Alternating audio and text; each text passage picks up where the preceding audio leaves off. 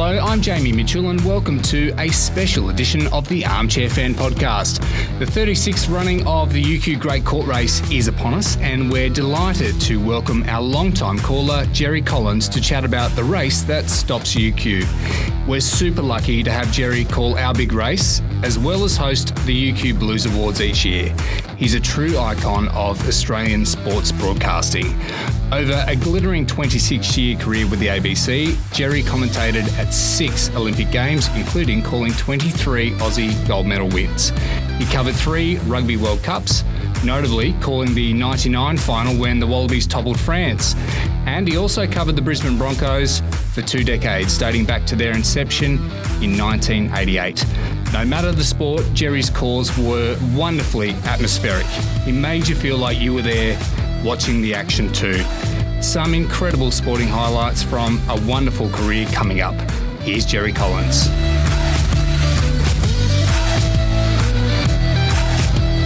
Gerry, it's wonderful to have you in. I've spent many years and hours listening to you on ABC Grandstand, so I appreciate you giving me some time. Thanks for coming in. Oh, thanks, Jamie. It's a real pleasure to be here.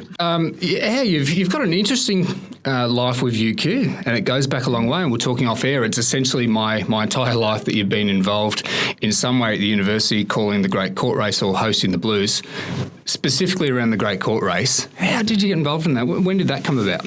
To be perfectly honest, I don't recall how it came about, nor do I recall which came first, because I've emceed the Blues Awards and the Great Court Race, and I think going back to about 1989. Now, I only came to Brisbane in 1988, so it was pretty soon after I came to Brisbane. And I do recall that Kerry Johnson, the fantastic sprinter for Australia, used to work at the bank at Toowong where I banked, and her partner was involved with the administration of UQ Sport. So whether it came through that, I don't quite recall. But one thing is, I'm pretty glad that it did, and it's been wonderful that I've been able to keep coming back after my retirement as well and still do this wonderful event, the Great Court Race. Yeah, I guess it keeps the itch of sports broadcasting going there in some way. You mentioned it is very unique. I mean, we're talking about racing around the sandstone, Great Court, treacherous bends, all sorts of stuff. What do you specifically like about the event? It's very competitive. And it is so unusual. The distance, 636 metres, that incredible 90-degree turn outside the library. And then, of course, from my point of view, from a commentary point of view, they disappear behind pillars. And so you've got to be ready to, that there are times when they're going to disappear, and it's possible that when they reappear, that the order will be different. So you've got to be watching for that, and it's a challenge, and but you know what I like most about it? The tradition. And when we play the Chariots of Fire theme at the beginning of it, and you hear that music and you think of that fantastic history of the movie and the great athletes involved in that, and how that became, a tradition that was at Cambridge University then becomes a tradition here. And I think at Sydney University they do the same thing, I believe. So it's been, I just love that tradition. You've got to call some future Olympians along the way. We might not have known it at the time. Mitch Keeley won 3 Great Court races, 05 to 07, competed at Beijing in 2008 in the 1,500 metres. Caitlin Sargent-Jones also competed. She won 3 events, 2011 to 2013. She went to Rio in the 4x400 relay. There's a unique situation in 1994 where the Brisbane Broncos, South Queensland Crushers, Queensland Reds and Brisbane Strikers all competed in a sprint challenge relay. Yeah. In these days, it just would not happen. But the Broncos who won, so how's this for a lineup? Wendell Saylor, Chris McKenna, Steve Renouf and Julian O'Neill, they all went on to play for at least the Maroons, some Australia. Do you recall that unique event where Brisbane's leading footy teams come and had a run? Yeah, I do very much. And one aspect about me coming to Brisbane was coming at the end of 1987. Of course, the Broncos were established at the beginning of 1988. So one of the first things I did was go to the launch of the Brisbane Broncos. And then I was given the job of calling the NRL competition from then here in Brisbane. And so got to call the first ever Brisbane Broncos game with my expert commentator Mark Murray at that stage, who was a wonderful guy to work with and of course had been a fabulous footballer for Australia and for Queensland. and it was just to be able to do that, and then to call right through until 2010 is again something that I'm really proud of. Just along with having this strong association with the great court race, and it's fantastic, those little traditions. Yeah, it was so unique that they made it. And I'll always remember that Broncos team, and when you look at it, they were pretty fast. You're talking really fast. Young Wendell Sailor. Yeah, that's right, a young Wendell Sailor, and he went on, of course, to be such an incredible winger, and had his time in rugby union as well. Of course, he was such a big man. Yeah, Wendell Sailor. We've got the records in your hand here, and we've been having a think in the office about perhaps the best finish. You might be able to elaborate on some before my time, but certainly the 2018 race where Ben Gibson and Max Whiteoak essentially crashed over the finish line together. Was that the best finish you've called? Yes, it was. We had some close ones, and we also had some really big wins, by 20, 30 metres at times. But I'll always remember that because I had no idea what had happened. I'm calling them coming to the line close together, and it was Max, I think, who really reached for the... There's no tape there, is there? Oh, yes, there is tape. Yeah, that's right. And but then all of a sudden they're both on the ground. Yeah. And I thought, well, I'm afraid it's a photo finish between these two, but I can't name who'd won it. Yeah, we'll talk about the art of commentary a bit later, but I did have a question around what do you do in situations where it is so tight? You don't quite know who wins. Do you just go with your gut and just pick one and hope for the best, or do you try and pull out a little bit and just let the action do the talking? There's always been the opinion, I think, has reigned within the ABC that you go with a gut feeling. If you have a gut feeling, go with it. But be prepared for the fact that you might not get it right. And then again, and that's where listening to race callers can be really helpful for sports broadcasters who are doing other sports, because they are constantly hit with that situation where two horses hit the line almost together. And the way that the ones that I really admire are the ones who control it and control it beautifully and will pause, and then they might go for someone, but then they might say, this could be a dead heat. So that's your other option. Did you ever call horses or greyhounds in your long career? No. Tough one. Let's talk about the Blues, Gerry. So, again, long-term host for us and such a special figure of a really prestigious event at the university, the highest sporting honours that we have. You mentioned there that you love the history of the Great Court Race. Is it the same for the Blues? It dates back to 1912 and so many prestigious winners. Yeah, it does for sure. It was... again, on the night that they're presented, there's a whole feeling that this is something important, and it means a lot to the individuals as well, as does winning the Great Court Race. And it's a question that I often ask the winners because I generally interview them immediately after the race. And I'll say, so what does the Great Court Race mean for you? And you would think, well, when it comes to the down to the nitty gritty, it's not a huge event. It's not a national championship. It's not Olympic. It's not Olympic standard or whatever. But it can be really important to the athletes themselves. It's a prestigious thing to win that. You reconnected with Stephen Moore a few years ago. Yeah. So in the archives there's a wonderful photo of Stephen Moore with hair, getting blue, good. And then he returned a few years back to be our guest speaker. Yeah. Do you have any sort of fond memories of students that you bumped into at these events who have gone on to have significant sporting careers? Yeah, look, heaps of them, to be honest. And just going back to 89, with Dave Nusifora won it. And in 2003, he was my main expert commentator for the Rugby World Cup in Australia. And that was a magic time in our lives. And it's funny that 4 years later, then in 2007, I was in France for the Rugby World Cup there, and Australia was beaten by England at Marseille. And after the match, I've gone down to catch a tram, and there were people everywhere, and I could see that the doors were about to close. And so I've gone racing for it and suddenly found that they were packed packed in, and I've just hit this bloke, and so I've turned to apologise, probably ready to apologise in French or whatever, and all of a sudden I look and it was Dave Nusafora, and then I thought, Nussie, you'd be used to that, you've been in plenty of malls and rucks. So. That's fantastic. Maybe not the guy you want to nail walking to a train as well. No, he was a terrific guy. Let's talk about a wonderfully rewarding broadcast career, Gerry, but to get there, you had a bit of a stint as a primary teacher out in the middle of New South Wales. How did you transition from teaching to broadcasting? Look, I always wanted to be a broadcaster from a very young age. I wanted to be a disc jockey. It never came to fruition. But and I did. I went into a radio station in Newcastle, and the manager spoke to me, and he was very good to me. And he said, "Look," he said, "the problem with broadcasting is that you're not going to make a fortune." He said, "You probably should get an education first," and that was a really important thing that he said to me. And so I went off and I got an education, and I became a school teacher, and I got my first teaching appointment, Byrock Public School. Not too many people know where that is, but it's the last little village before you get to Bourke if you're travelling out from Sydney or whatever.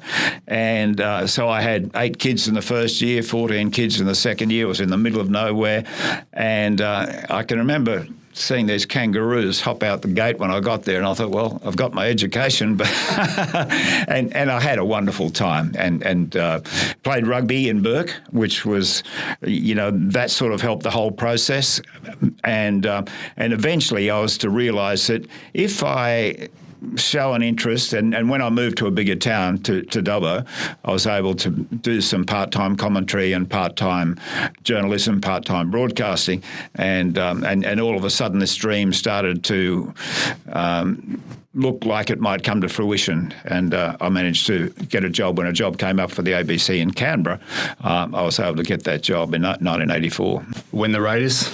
Well, the Raiders had come in just a few years beforehand, and what had happened was they didn't have a full-time broadcaster in Canberra. So they had Tony Campbell, who used to do it on a part-time basis. He was actually a race caller as well, and Tony and I became really good friends, and so they wanted somebody who could call the rugby league. And so all of a sudden, I became a huge Canberra Raiders fan because I loved it. You'd go to training sessions, you'd get to know the players, even becoming good friends with quite a few of them. And it was a magic atmosphere, and I was loving what I was seeing. But at this stage, of course, essentially rugby league. And then cricket season came around, and I'd hardly thought about that. The fact that when you joined the ABC, you don't just do football. There are lots of other things that you have to do, including, so your bread and butter is, for us in the northern states, is rugby league in winter and cricket in summer. And I got to love those games so much. Where did your passions lie for sport, or were you just an admirer of everything?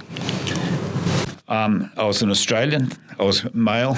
I think those things, they're not prerequisites. Of course, we've got heaps of wonderful female fans of sport, but it was just there. Where did the desire to be a broadcaster come from? I don't know, but it was passionate, I can tell you, and I was prepared to wait, and I did wait.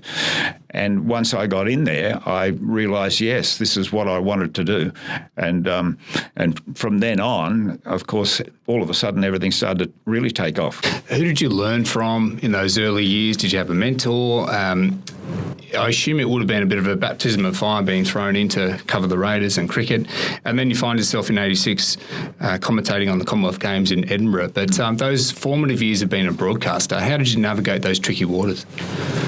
Well, I think if I think back to growing up and listen to the radio a lot, and actually when I ended up out at Byrock in this one teacher school, there was no television out there, and all we had was ABC radio, and so you listened to that as I had done, because your mum and dad used to often have the radio on ABC. So I'd grown up listening to some of the great broadcasters over the years, including Norman May, Alan Marks with rugby league, Alan McGilvray with cricket. And so it went on.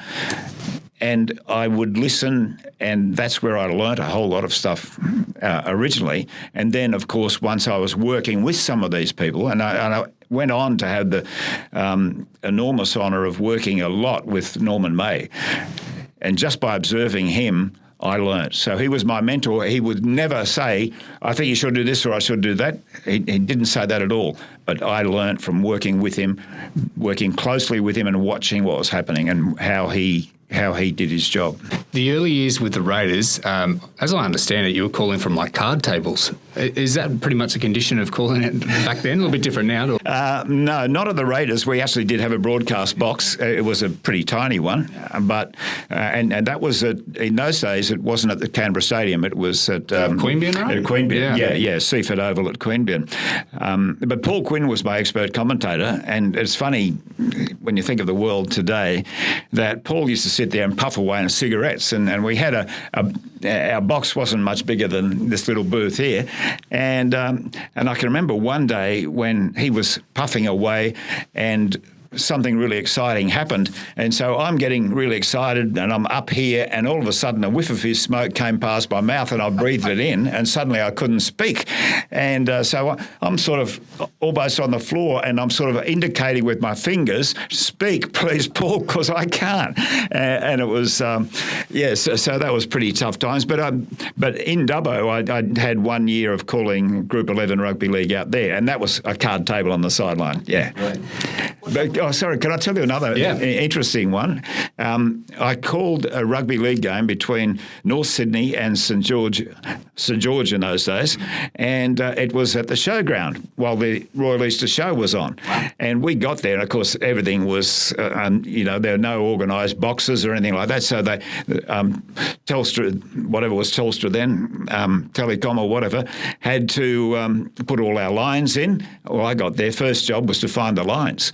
When I found them, there were cattle yards, which they would use for for the various rodeo sort of events, and they'd bring cattle in there or whatever. But so we're sitting on top of them and watching from behind the dead ball line. So I think St George were running towards us, which helped me because I knew more of their players than I did at North, and so North were running away, and you can see the numbers. But and anyway, the game as the game was getting close to a finish, you could hear this noise and whatever. I thought, what's going on? And all these cattle were moved in and placed in the pens underneath where we were broadcasting. And Mark Levy was my expert commentator. At the end of it, I crossed. So I've sort of run through who the scorers were and all that sort of stuff, and full-time comments Mark Levy. So Mark starts giving his summary, and I looked across at the technical producer that we had there, and I said, turn up the effects. And so he turns up the effects, and as Mark's speaking, you're hearing all these cows and steers underneath us, making all this incredible noise. Yeah. I was going to ask about obscure venues you've called, terrible conditions that might take the cake, just quietly having cattle under there. Probably, actually, because when I thought of that, Anything else come to mind where it was just a disastrous place to call a grand? I know you had the Sheffield Shield final in '95 between Queensland and South Australia. Yeah. The Gabba was getting redeveloped. Yeah, and our box had gone. What was the situation like there? Well, they put a temporary box on top of the Cricketers Club, and so that's where we were. We were on the roof of the Cricketers Club, and it was a good position, and but it was a bit rough and ready. But what an event! Yeah, what big few an days. Extraordinary event, and of course, so that's '95. So I'd been in Queensland 7 years or so, enough time to soak up this. We've got to win the Sheffield Shield. It must happen sometime. It must come, and that been such a long drought, and so when Queensland batted so well in their first innings, after a while it just became a celebration. So you had 2 or 3 days of people knowing what was going to happen and just waiting for the match to be completed so that the celebrations could start. But the celebrations started beforehand. And just recently I was speaking to somebody who said, "Oh, remember that day when, would be yelling out, Carl Ruckerman, give us a wave." And they carried on for a bit, and then Carl would put his hand in the air and they'd get a roaring cheer. Then they'd start on somebody else. Andy Bickle, give us a wave and whatever. And you wrote Andy Bickle's book as well. I did, yeah. Quite classic. And that was a highlight of my life, really, because I got to be Andy Bickle. You know, I'd sit and talk to him and make notes, and then, of course, I'd research all his achievements and whatever.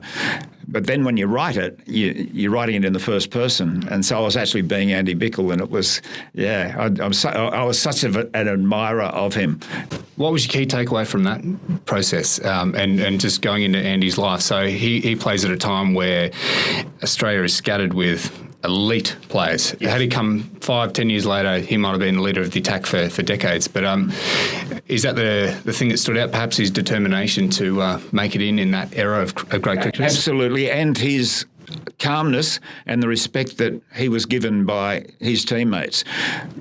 What he endured of having to be 12th man on so many occasions would try anybody's patience. You know, you'd think, okay, if I'm going to play this game, I play it, I get a game or I walk away. That wasn't Andy's way. And Andy was determined, and he would be determined to get back. And while he was doing that, he would help out all the players. So he would be, I think the players realised that he was probably the best 12th man that they ever had. He would be prepared to do anything that they wanted and so forth, because it was all for the team, because he was such a team man. But at the same time, you know, what an incredibly talented fast bowler he was. And, his bowling in that Shield final was fabulous. But, of course, his bowling in a Boxing Day test match in Melbourne as well, where he was probably had his best success at test level. And then he was part of a World Cup winning team as well, where he starred in that. So, he was an outstanding cricketer, no doubt about it. 23 seasons covering the Broncos, there from the start, and the formative years where they turned into one of, if not the biggest football teams in the country. Reflecting now on that journey, the rise of the Broncos, dealing with Wayne Bennett, how did you enjoy calling the Broncos all those years? I loved it, absolutely loved it, because they were so big in Brisbane, right from the very word go. You know, to feel the atmosphere, to know that it was associated with it, and when you think of the way it developed up until now, even the number of times with TV, how the Broncos would be playing on a Friday night, they'd get prime time positions and whatever. And now that they're struggling with wins, you wonder whether that might be reviewed a bit. But and that just simply reflected the incredible support that they got, and it was a chance for Queenslanders to support their own instead of watching them go down south and playing with New South Wales clubs and so forth, and also an opportunity for the players to come through a system here, and that was important as well. And of course, as time went on, they always remember that first game, because they took on the defending champions Manly and smashed them. Yeah. And of course they had Wally Lewis and Gene Miles and an incredible team. But even so, it then took a couple of years before they won a premiership. But once they did in '91, they kept on coming. And Wayne Bennett is a fascinating man, as everybody knows. I was very fortunate, because one thing about Wayne is he grew up in the country, and he knew how important the ABC was to the country people. And so he was always very good to us, and he was very good to me. And there were times when you'd think, I'm probably not going to get much from Wayne, but he would be there and he'd be fine. But there was one day when I did a preview interview, and so it was just a training on the Thursday afternoon, and any pre-season, any pre-game interview is never going to be super exciting, because you don't know what's going to happen, and it hasn't happened yet. But anyway, I asked him a question and he gave me a 3-word answer, and I asked him another question and he gave me a 3-word answer or whatever. And in the end I said, okay, thanks, Wayne. And I turned the recorder off and he said, you didn't get much out of that, did you, Gerry? And obviously he just didn't feel like talking about it, and that was it. Hey, as someone who's a New South Welshman, and I am too, I'm pretty fascinated by Queenslanders. They just seem to love it more than people from other states. Can you put your finger on why people from Queensland are so into sport? It just seems to mean more to them. That's my takeaway. Yeah, it's a passion. It's an absolute passion. There's a particular pride in being a Queenslander, and you see it in more than just sport. And I think that helps drive. But of course, with rugby league in particular, they saw their Queensland team smashed by New South Wales teams coming up here, which had half the team Queenslanders. And that's why that origin idea started and developed and became the biggest thing in rugby league. You know, it's bigger than Test matches. Yeah, you're right. 6 Olympic Games, Gerry, from 88 in Seoul through to Beijing 2008 as well. What an incredible ride that would have been, but to be at so many games, to experience so many highlights, if you can put your finger on it, what is the magic of the Olympics? It's the world's best competing against each other. It's as simple as that. And when you realise who they are, what they've achieved already, and that this is the moment. And when you think of the Olympic traditions as well, and going back to Athens, you know, to Greece, ancient Greece, the wreaths, for example, and it was wonderful at the Athens Olympic Games in 2004 when they brought back the wreaths, and so you got the athletes who won gold medals got the gold medal, and they got this wreath as well around their head. And it was it's a matter of sport's all about competition. It's all about being the best, and as a result, the competition is always extremely keen. And I know that Australian championships or selection trials, this year, of course, we've had the championships and they'll be the selection trials, but for most of my time, it was the championships were the selection trials. The atmosphere and the pressure that the swimmers are under at those trials are extraordinary. Because for a start, if it's Commonwealth Games, you can have 3 swimmers. If it's Olympic Games, you can only have 2. So only 2 get to go. And then when you get there, only one can win the gold, and the pressure is enormous. And that creates so much interest. So flipping that situation for a commentator, was that your career goal, to make the Olympics? Was that where you wanted to be? Was that the high point that you could reach? No, I had no dream like that. I had a dream of working for the ABC, calling rugby league, probably, and yet I had played a lot of rugby union, and when I got the job with the ABC and I moved from Dubbo down to Canberra, and the Dubbo Rugby Club gave us a farewell, and I was standing with some mates, and one of them said, "What's your ambition in your new job?" And I thought, my ambition was to get the job, and I've got it. But then I thought, oh no, I reckon a Wallaby tour of the home nations, which this was, of course, prior to World Cups, and I thought, that'll never happen. But anyway, in '99, they played Ireland in the early round. They played Wales in the quarterfinal, and then they played at Twickenham against South Africa, not England. But then, of course, they won the World Cup by beating France back in Wales. And you were calling the World Cup final. Yes. What a major moment for you. Towards the back for Eels. Eels juggles it but takes it. Back it goes to Gregan. Flicked nicely back to Owen Finnegan. Across the 22 goes Finnegan. Up towards the line. If he keeps on going, he'll go all the way. He's over the line. Can he get it down? Try to Finnegan. And Australia has won the World Cup. They know it now. Georgie Gregan jumps in the air. That is it. Australia well clear. 35-12 in favour of the Wallabies. And bring back Bill. It's happened. Bill's on his way back to Australia. Is it difficult to tread the line of being an objective caller but also a passionate Australian sports fan and not get too carried away with the moment? It is, because it's your job, it's your profession, and I really believe that you have to be professional. So I always like to think that I was objective. Plenty of people have said to me that, you were biased towards the Broncos. Might have got excited and so forth when the Broncos scored, and I sort of believe that sometimes the bias is in the eyes of the beholder or the listener rather than the person doing the call. But yeah, of course there would have been biases, and as I said, I love the Raiders, and I still got a soft spot for them. I love the Broncos, and we'll always have a soft soft spot for them. And I grew up in Newcastle, so I watched Newcastle representative teams playing before they went into the NRL. So, and at times your real feelings might come out, but I really believe that I should be doing my best to make sure that you're being right down the centre. Do you have I guess the struggles of the Wallabies over recent times, do you have an appreciation that you got to experience and call a real golden era for the Wallabies around those, 99, 2003 yes. World Cup as well? A bit of an appreciation for that era? Absolutely.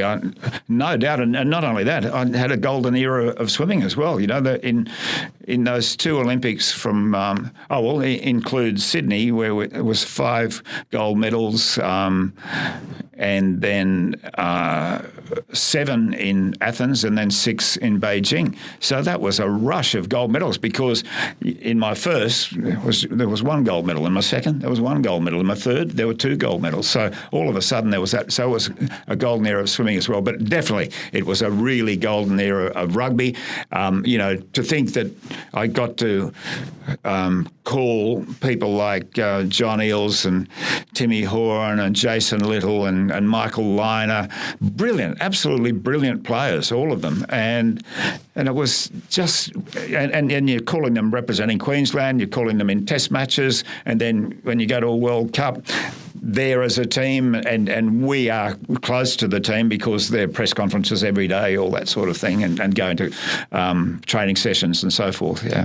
The 2003 World Cup, it's home soil, and the final's an epic. We yes. lose to a Johnny Wilkinson field goal. What are your reflections of that World Cup? It seemed to be just a huge one for the game in Australia, but also the world, just an adored World Cup. And, the contest between those two sides, Australia and England, was so fierce. What do you recall from that tournament? It was a wonderful time. As you said, a wonderful time for rugby in Australia, and Australian rugby benefited so much from it. You'd love for something like that to come along again and boost it. And again, it was like having an Olympics in Sydney. The fact that these players are playing a World Cup in front of their home crowds, and so therefore the semi-final when they defeated the All Blacks, and that was the key. You had to beat the All Blacks, and that night, that Saturday night in Sydney, was enormous, absolutely enormous. And I can remember walking away from that thinking, I've got another final, this is, and maybe Australia can do it, maybe Australia can win. And then the final itself, with the way it went, going into extra time, and, you had to, you look at Elton Flatley, kept keeping Australia in it by kicking difficult goals. And I found it interesting that Huey Bowman, after he rode Winx's last Group 1, and she was retiring, and he was asked about being a part of history, and he said, well, I can remember, growing up as a kid, and we'd listen and we'd watch the TV, and he said, and I think of Elton Flatley in that World Cup final. I thought, what a great thing that is for Elton Flatley, that Huey Bowman would think of him in that magic moment for him. So Elton's kicks to keep Australia in it, and then of course the Johnny Wilkinson, and I had to say, this Olympic Stadium, which is so meaningful to us, is now a part of England. Yeah. That's a beautiful line. On those big moments, do you rehearse? Do you script? Do you preempt what you're going to say in a big moment? Australia's going to win the World Cup. Do you have a line in mind? England's going to win the World Cup, or perhaps a swimming event? Did you rehearse much, or did you try and live? No. There is one big exception, and because Alan Marks again said to me, he said, don't rehearse, because, and if you go back over the years, you'll find some who have and then muck it up, because in the incredible situation that you're in, the excitement, the fever pitch and whatever, you can stumble over a word or something, whereas if you're just saying what comes into your head, that's fine. But in Sydney in 2000, in 1998 we had the World Championships in Australia in Perth, And Ian Thorpe, at 16 years of age, won the World Championship. A year later, in 1999, we had the Pan Pacific Swimming Championships in Sydney, and Ian Thorpe won the 400 metres, and he was against huge international fields in both those and won them. And of course, in 1999, he broke the world record. And so the big thing that he didn't have at that stage was an Olympic gold, and it was going to be on the opening day, the opening night. And so I thought, well, he's dominated the world. Maybe I should think about that. And I came up with something like, as he was swimming into the wall, a world champion at 16, world record holder at 17, and at 18 years of age, Ian Thorpe fulfills his destiny and wins gold for Australia. And it came out, which, of which I was so proud. That's fantastic. So many Olympic moments, I don't know where to start here. Let's go back to 88 in Seoul. Perhaps the best call of your career, and I know it's a career highlight. Let's just go back and have a listen to Gerry calling, Duncan Armstrong calling the 200-metre freestyle gold medal. This audio courtesy of ABC. Biondi turns first. Holmes is still there in second place, and Duncan Armstrong is third. Duncan Armstrong is coming with a big swim. He's catching up to Biondi. Australia with a chance for a gold medal as Holmes from Sweden and Duncan Armstrong. Duncan Armstrong is hitting the lead. There are 15 metres to go. Australia can win gold. Australia can win gold. It's Duncan Armstrong. He's got the gold medal. He'll win it. Duncan Armstrong wins gold. Gold to Australia. Fantastic. He's done it. A world record as well. Duncan Armstrong, you little ripper. 1:47.25, and Australia wins its first gold medal at the Olympic Games. Duncan Armstrong has done it. 33-1. Oh, give me the money. Gerry, how does that sit with you all these years later, hearing that back? I still get a tingle down the spine and get emotional, because it was my first Olympics. I never thought that one day I might call an Australian winning a gold medal. I never thought, what might it be like calling an Australian winning a gold medal? I was totally unprepared for people slapping you on the back as if I'd won the gold medal. All I'd done was call it and call what was happening in front of me. And it was, when I look back on it, it was a beautiful feeling. It was a humbling feeling. And what happened was it was the middle of the day back in Australia, and they told us we had to wrap up very quickly after the race was over because they were going to the World Today. And then Alan Marks came in my ears and said, stay where you are, because the World Today is crossing to you and you'll be their first interview. And they came on, and whoever the presenter was said to me, where did you learn to call such an exciting race? And all I could say was, I don't know. It just came out. I was just, what was happening in front of me, it was being reflected in the call. When you were calling, were you standing? Were you sitting? What was your style? I would have been sitting at the start, but and it would depend on what it was. A 1,500-metre race, you'd be sitting for a fair bit of it, but then as it gets exciting, you tend to stand up. Yeah, but you need everybody doing it together. So sometimes I'd have two expert commentators, sometimes I'd have one, and you tend to do it together. But yeah, you just get so excited at times that you stand up and you jump around or whatever. Well, speaking of excited, I know Duncan's coach, Laurie Lawrence, was going just bananas in the stands. I've seen the video so many times. Were you aware of Laurie just going crazy? I became aware of it, but everybody at home saw it much better than I did because it was on the other side of the pool from me, and I thought, what's going on over there? And of course, knowing who Laurie was, it was it was quite funny. But I can also recall going down to the press conference and Dawn Fraser. We're in this crowd, sort of walking in, and Dawn Fraser was there, and Michael Wendon, who had won the 200-100 double in Mexico, and then when we were going out, the sports minister at the time, Laurie's gone up to him and he said, wasn't that great? And the sports minister saying, yeah, Laurie, it was wonderful. It was fantastic, wasn't it? Yeah, Laurie, it was fantastic. Well, give us some money, said Laurie. So he was making use of the opportunity, to get some money for swimming. Some other sizable calls in your career. Atlanta 96. 30 metres to go for Kieran Perkins for another gold medal. Kieran Perkins, a sensational swim. We have said that before, but there's been nothing more sensational than this. And an interesting battle for the silver between Kowalski and Smith. But it is all Kieran Perkins. He has killed them. The gold medal to Perkins. He's defended the title. 14:56.40. Well done, Kieran. Great battle for silver. Will Kowalski? Yes, Kowalski gets the silver. Gold and silver to Australia for the second Olympic Games in succession. A little bit of a UQ tale here involving Kieran Perkins. So you were swimming here at the UQ Sport Aquatic Centre, and Kieran also was training here as well. Did you have much to do with Kieran before the event? Well, in the end, a lot, yeah, because what happened was it was when they heated the UQ pool, and I used to swim in summer and run in winter.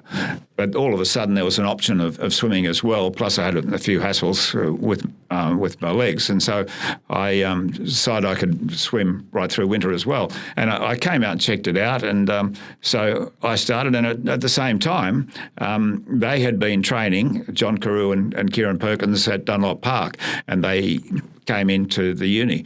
And so I was just doing my own thing. But because, I already knew them because of being involved with swimming and so forth. And they were terrific to me, the two of them. And I, after a game, after their training session, and I'd be having a shower or whatever, and just have these chats to Kieran, and you saw the work that he did. You saw the incredible effort that goes into anybody who's preparing for an Olympic Games, the pressures that are on them as well, and the other thing was you learned to appreciate the skill of Kieran Perkins. I can remember that I was swimming in a lane, and he just happened to be in the lane alongside me, and I became aware of this hand that had just gone out, reaching out, and it was he was about level pegging with me, and his hand goes out, and he pulled that arm through the water, and next thing I was seeing his feet. That was how quickly he was past me in a stroke, and not that means anything, because I wasn't the fastest in the world, but he was just a magic swimmer, and his timing and the way he could dominate a final. That final in '96. The way that he attacked from the very beginning, and he had been really, really struggling, absolutely struggling at the trials. Indeed, after he swam the 200 metres, he had a disappointing time, and the press all gathered around John Carew, and I think the question was something like, so what do you think's wrong? And John said, I don't know. He said, we've worked on a whole lot of things, but there's something amiss and we don't know what it is. And then he said, he looked at me, because I just arrived at this press conference, and he said, Gerry, you see him every morning. What do you think? And all I could say was, John, if you don't know, there's no way that I would be able to help. You spent some time detailing that story in the run home to Kieran hitting the wall there, the struggles, the turmoil. Did you get emotionally invested in that race? Did it hit you a little bit different that you'd been through it with Kieran, I guess, watching him so closely? Yeah. I can remember as well, it was before the days of emails, but they had anybody who was accredited, they had some sort of a network that you could be a part of that, and you could send messages, as in emails, to them. And so I took advantage of it to send a message to Kieran just prior to the race to say, on behalf of all our swimmers at the uni pool, all the best. And of course, when he brought it home, you knew that it would be huge in Australia. But what I found when I got home was the number of people who, and it happened only recently.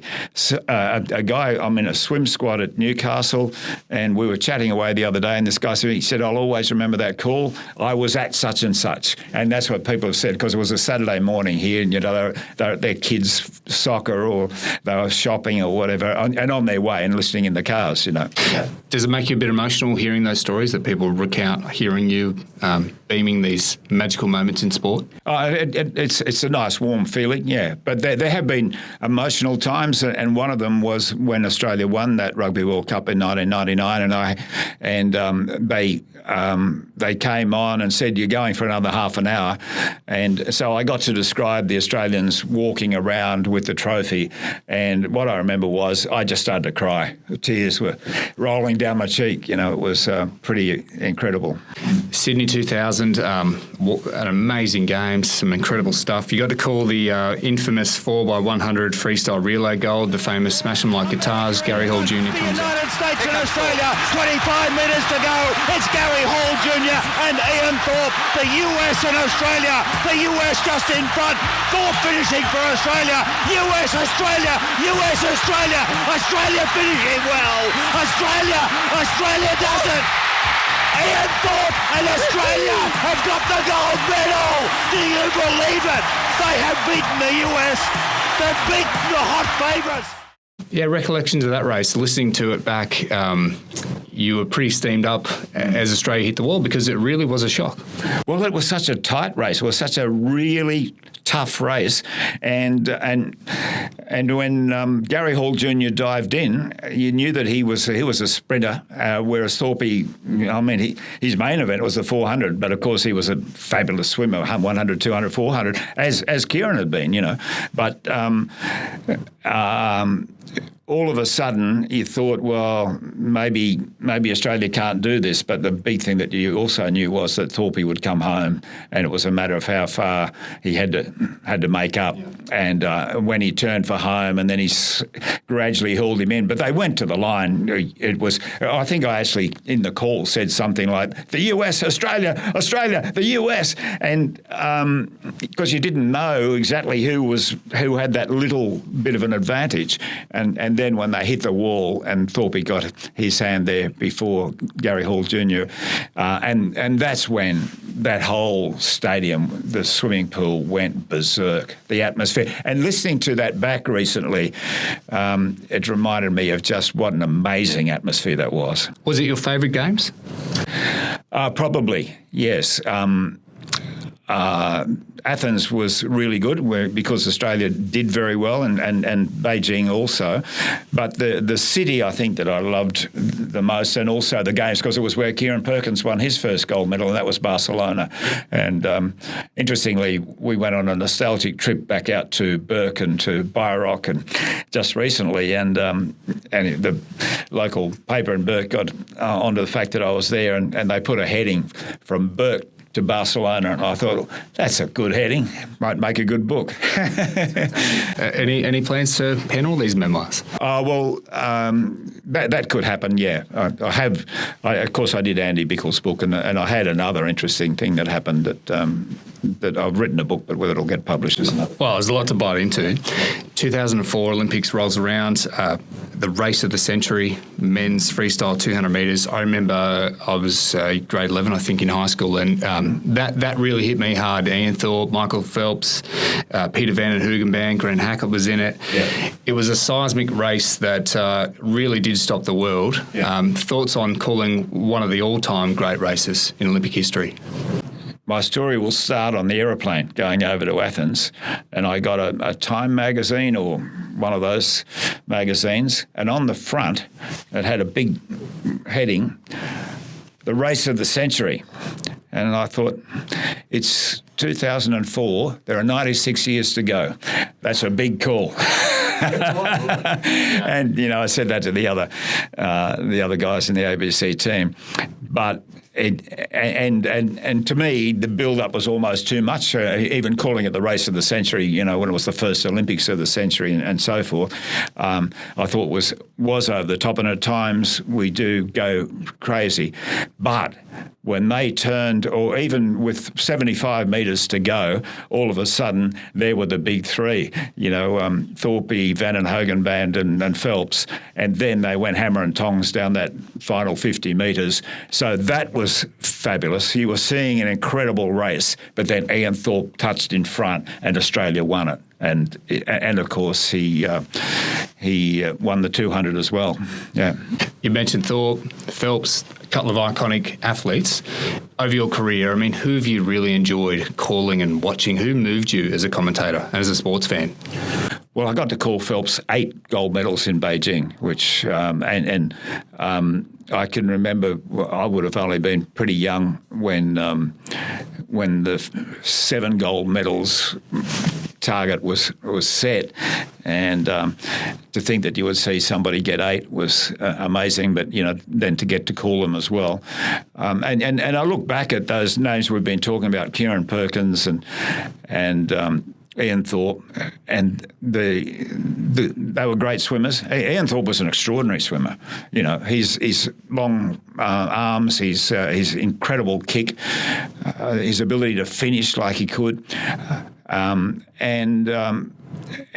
then I look back at some of those great rugby players, Michael Liner, Tim Horan, and I was calling a game on radio of Queensland was playing, and there was a warm-up game, and I can remember my co-commentator saying to me, see that guy playing in the number 10, he's going to be better than Liner. Now, Michael Liner was, I think, one of the best athletes that I've ever seen in my life, because not only in rugby, and I thought that's a hell of a call. It was Tim Horan. And, of course, he became the greatest inside centre possibly of all time. Yeah. What about some of the meccas that you got to commentate and also visit? You mentioned Twickenham before, and even just the significance of Athens for the Olympics. But anything stands out as a wonderful place to have the privilege of calling from? Yeah,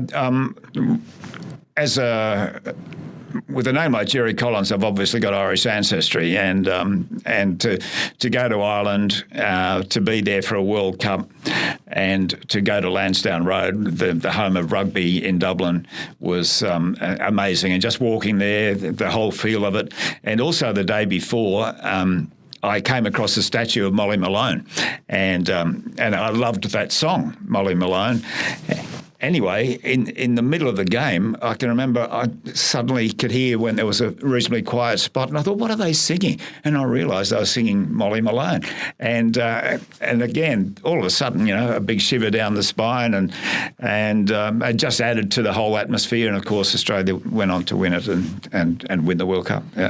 Some questions to close, just about the art of commentary. I thought you, and I described it in the intro, you set a wonderful atmosphere. You really felt like you were there. But I'm keen to see how you prepared all these years. Were you meticulous in your preparation? Did you have a lot of notes when you were calling? How did you approach that?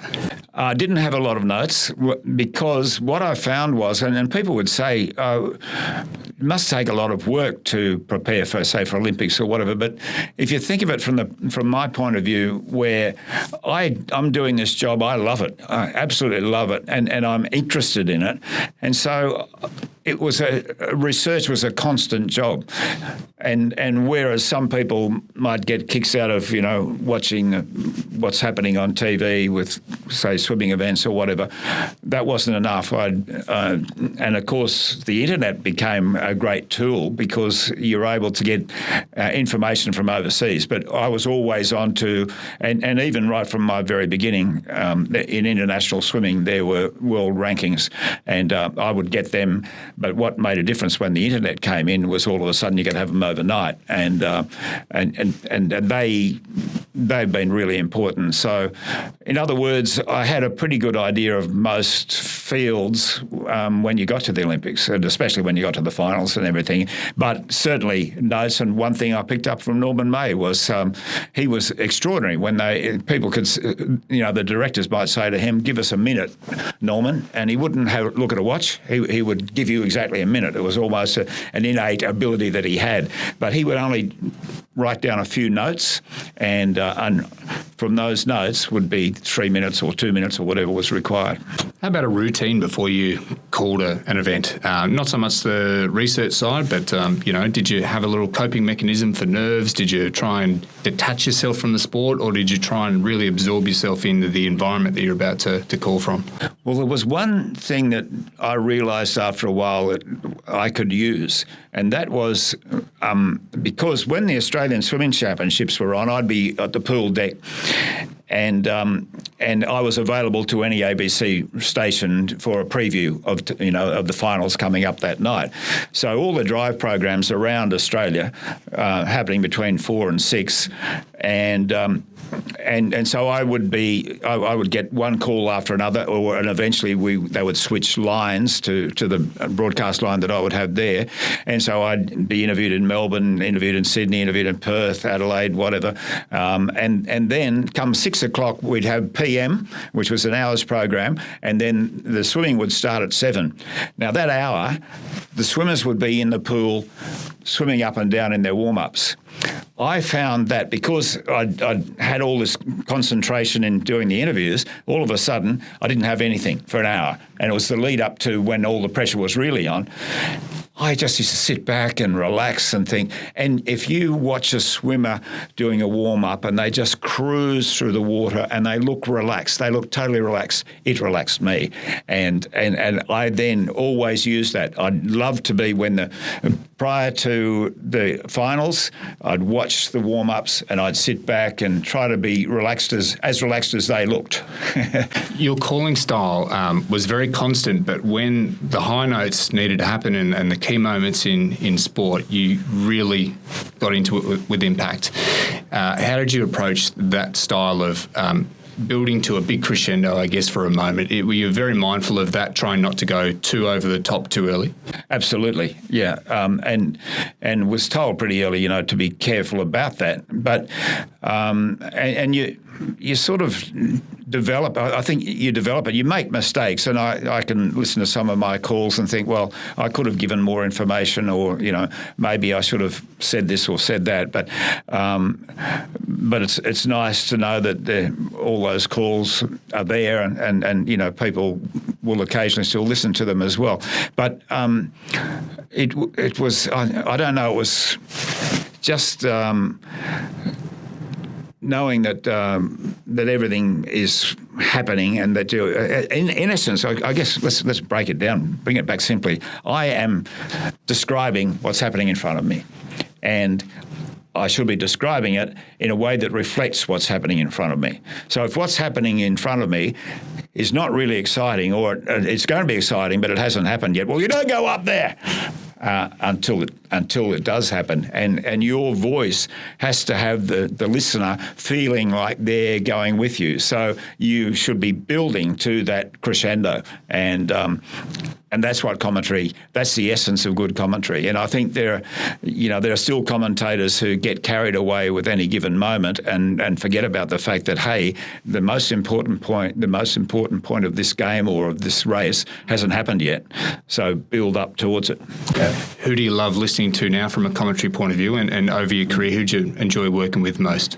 Look, Tim Lane was an outstanding broadcaster with whom I worked a lot, and indeed at the Edinburgh Commonwealth Games, my first games, Tim did the track and field and I did the swimming. And after the swimming finished, a group of us went out and had a few drinks, and Tim said to me, he said, it's pretty special to be able to call swimming or track and field at a games. And I said to him, Tim, I don't care if it never happens again. I had such a good time doing it that, and I'm pretty glad that it did keep on happening, because it really is something very special. And so Tim was a really good caller. And of course, Greg Miles as a race caller, and we became good mates, Greg and I. And his timing was always really good. And Matt Hill, who's replaced him, is doing that.